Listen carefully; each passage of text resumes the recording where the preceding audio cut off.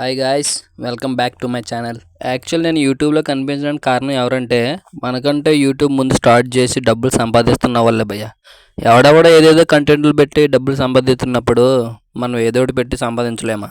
ఇప్పుడు కాకపోయినా సరే మనం ఎప్పటికైనా సరే ఎర్నింగ్ వస్తుంది ఇందులో నుంచి. మీ సపోర్ట్ లేకపోతే నేనేం చేయలేను, కానీ కొంచెం సపోర్ట్ చేయండి భయ్య. సరే అయితే ఈ వీడియో ఏంటంటే లేచిలా బయటికి రాగానే వర్షం అయితే దోలు తెచ్చేస్తుంది భయ్య. వీడేంటి లేవగానే తుప్పల్లోకి వెళ్తున్నాడని చెప్పి ఆలోచిస్తున్నారా? మీరు అడగరు, కానీ నేను చెప్పాలి. అదే మ్యాజిక్. చెల్లి పెళ్ళికి ఇంకా 1 వీక్ ఉందనుకుంటా, అందుకని ఈరోజు రాటేస్తున్నాం. రాటేయడం అంటే తెలుసు కదా అందరికీ, అంటే అదే ఎదరా ఇంటి ముందు పందిరేస్తారు కదా అది.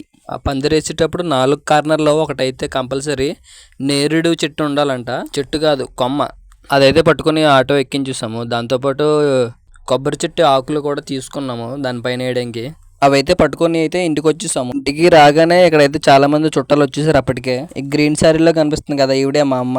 ఏరే ఇంకా రెడీ అయ్యి స్నానం చేయవా అని చెప్పేసి ఒక తిట్టింది. అవన్నీ మనకు కామనే. ఇదేంటి మూరీ మిక్సర్ తయారు చేశారు అనుకుంటున్నారా? అదేంటంటే మిక్సింగ్ ఆఫ్ మూరీలు, శనగపప్పు, బెల్లం అనమాట. ఎంతసేపు అనేది రెడీ అవ్వకుండా మింగిలి కాస్తామని చెప్పేసి నేను స్నానం చేసి రెడీ అయ్యాను. ఇలాంటి పెళ్లి ఫంక్షన్లకి అయితే ప్లెయిన్ వైట్ కలర్ షర్టు, కిందేమో బ్లూ జీన్స్ వేసుకుంటే సూపర్ ఉంటుంది. నేనే వేసుకున్నాను కానీ చూపించడానికి అవ్వలేదు. ఈ లోపైతే స్టార్ట్ అయింది.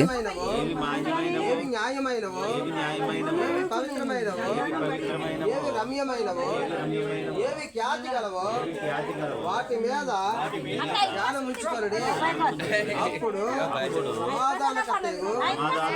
దేవుడు మీకు తోడై ఉండును. అమ్మా ప్రార్థన చేసుకుందాం. అలా పైకి ఎత్తాను నాన్న. ఇక్కడ పట్టుకోండి. క్రిస్టియన్ మ్యారేజ్ అయినా హిందూ మ్యారేజ్ అయినా సేమ్ ఇలాగే చేస్తారు అనుకుంటా.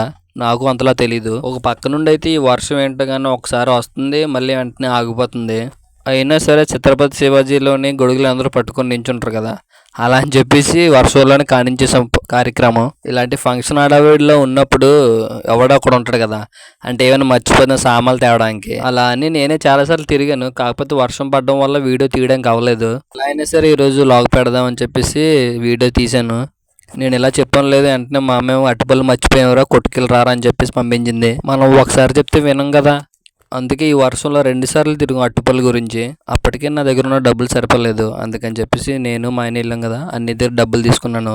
ఈ వర్షానికి బ్లర్ అయిపోతుంది క్యామ్ కూడా, చూడండి ఒకసారి. సరే కానీ ఈ వీడియో కనుక ఇక్కడ వరకు చూసుంటే ఇంకా కొంచెం చూడు మామ, కొద్దిగా సపోర్ట్గా ఉంటుంది. అంటే ఫుల్ వీడియో చూసామనుకో వేరే వాళ్ళకి సజెస్ట్ అవుతుంది అనమాట. చూడండి నేనైతే ఈ వర్షానికి ఫుల్గా తడిచిపోయాను. ఎవరు టిఫిన్ చేయలేదండి. టిఫిన్ అయితే పార్సల్ తీసుకోవడానికి వచ్చాను. పార్సల్ అయితే తీసుకొని అయితే ఇంటికి వచ్చేసాను. ఇంటికి రాగానే పందిరైతే స్టార్ట్ చేశారు. అంటే 4 పక్కల పోల్స్ లేపేసి మిగతా అయితే అడ్డంగా కర్రలు పెట్టేస్తున్నారు. అంటే లాస్ట్లో చూపిస్తాను మొత్తం పందిరైతే ఫినిషింగ్ ఎలాగొచ్చిందో.